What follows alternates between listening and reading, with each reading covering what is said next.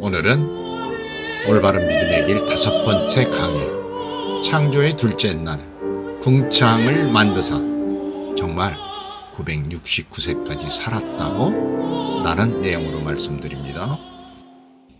창세기 1장 6절에서 8절 사이를 읽어보면 하나님께서는 창조의 둘째 날에는 지구 위에 궁창을 만드십니다. 궁창은 지구뿐만 아니라 우주를 둘러싸고 있는 대기권의 넓은 공간을 의미하는데 창공이라고도 말합니다. 그런데 궁창이 무엇인지는 창세기 1장 8절에서 하나님께서 직접 설명하십니다. 궁창이 곧 하늘이라는 것입니다. 그런데 하늘은 스카이 혹은 블루 스카이 그리고 헤븐을 의미하는데, 스카이는 우리 인간이 볼 수 있는 하늘을 말하고 헤븐은 천국이 있는 바로 하나님이 살아계시는 곳으로 인식하였습니다. 또한 궁창은 대기권의 넓은 공간을 말한다고 해서 익스펜스라고도 하며, 히브리인들은 하늘의 지붕은 탄탄한 반원형의 천장처럼 넓게 펼쳐진 금속판 같은 공간이라고 생각하여 견고하다라는 라틴어 피르무스에서 온 퍼머먼트라고도 하는데, 이 하늘의 지붕에 있는 수문이 열리면 비가 땅으로 떨어진다고 생각했고, 히브리인들은 야훼 하나님은 하늘 지붕에 있는 물 위에 좌정하시는 것으로 생각하였습니다.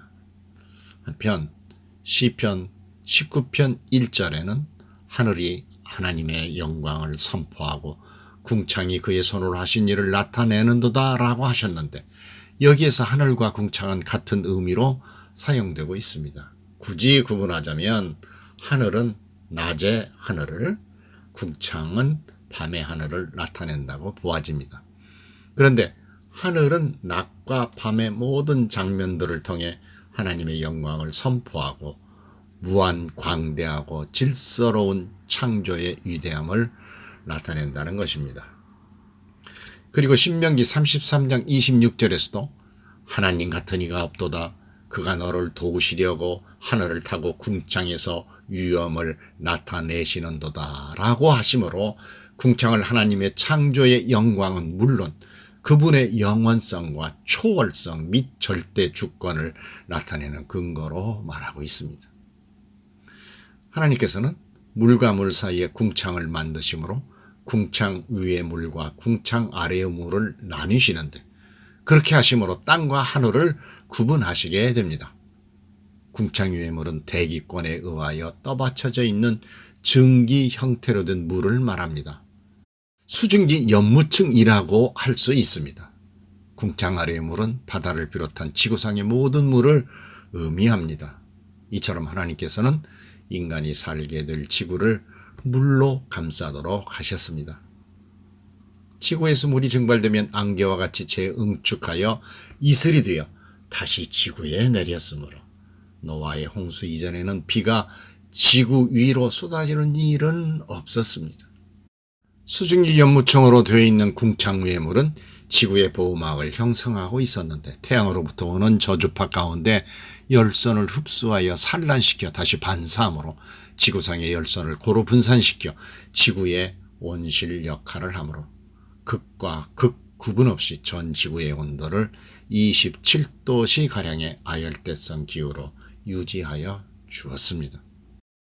그래서 노아 홍수 전에는 여러 종류의 아열대성 식물들이 지구에 무성하게 자랐을 것으로 판단이 됩니다.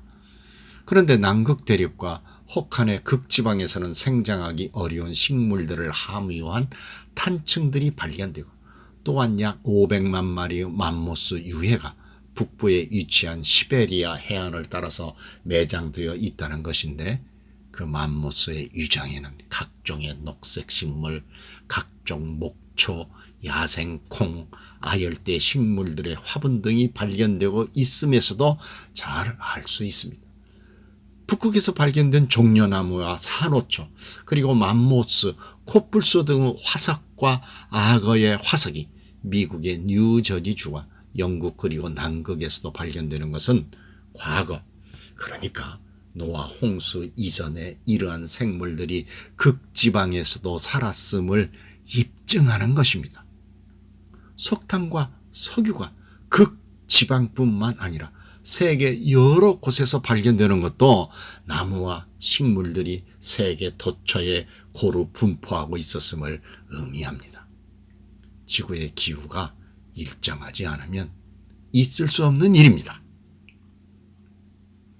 수증기 연무층으로 되어 있는 궁창 위의 물은 또한 지구를 온난 다습하게 하고 태양으로부터 오는 고에너지와 X선과 같은 고주파 방사선을 차단하여 주므로 오존 형성을 저지시켜 노화를 방지하였으며 DNA가 파괴되는 것을 막아주었고 돌연변이가 출현하지 못하도록 하였습니다. 그리고 궁창 위에 물이 있어서 대기압이 현재보다는 2.18배 정도 강했기 때문에 생명체보다 많은 산소를 흡입하도록 하였습니다. 생명체의 건강이 증진되었으며 상처도 빨리 아물었을 것으로 추측합니다. 그리하여 인간의 수명이 자연 길어질 수밖에 없었을 것입니다. 아담과 이브는 옷을 입지 않고서도 전혀 불편함이 없었습니다. 옷은 인간의 허물을 감추는 수단인데 그 허물을 감추는 옷이 없어도 전혀 춥지도 전혀 덥지도 않았기에 지금과는 아주 다른 살기에 정말 쾌적한 환경이었습니다. 노아의 대홍수 이전의 지구의 환경은 노아 현상에도 영향을 미쳐 지금보다 훨씬 장수하였다는 것입니다. 당시 홍수 이전의 이스라엘 족장들의 평균 연령은 912세이었던 것을 보면 다른 사람들도 900세 정도는 살았을 것으로 보입니다. 창세기 5장을 살펴보면 아담은 930세, 셋은 912세, 에노스는 905세, 게나는 910세, 마할랄렐은 895세, 야렛은 962세, 하늘로 승천한 에녹은 365세, 라멕은 777세, 노아는 950세까지 장수하였던 것을 알 수 있습니다. 에녹의 아들이며 노아의 할아버지였던 무드셀라는 창세기 5장 27절을 보면 무려 969세까지 살았습니다. 또한 생물이 살기에 너무 좋은 조건을 갖추고 있는 지구의 환경으로 인하여 생물들의 수명이 길어졌을 뿐만 아니라 창세기에 등장하는 사람들의 체구도 매우 컸습니다. 그래서 소위 영걸이라 칭하는 사람들이 많이 나왔습니다. 니므롯이나 그 아들 담무스가 바로 그러한 사람들이었습니다. 사람들뿐만 아니라 동물들도 그러했습니다. 길이가 30m에 이르는 공룡과 길이가 1m나 되는 잠자리, 3m를 넘는 새, 키가 4m나 되는 낙타, 나무 늘보가 5.5m나 되는 화석으로 발견되었습니다.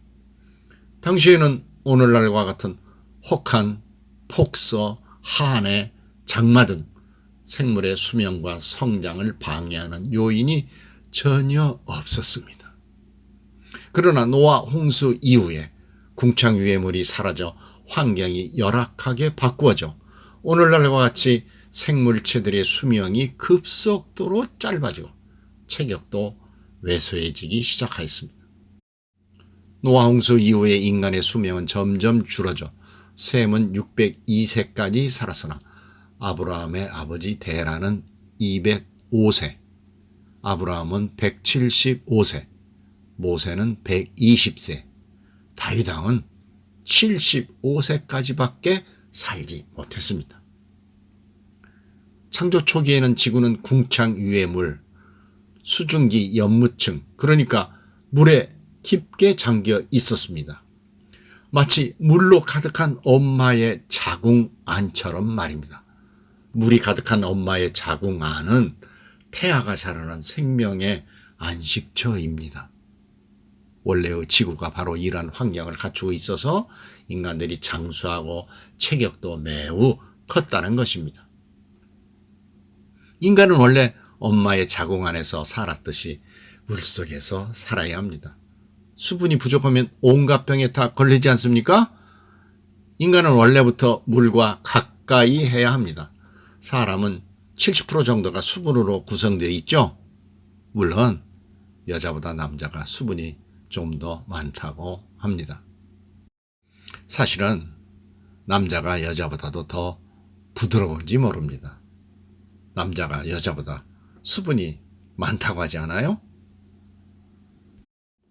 둘째 날에 궁창을 만드신 하나님은 현실적 환경 속에서 인간이 물과 더불어 친숙하게 살도록 하셨습니다.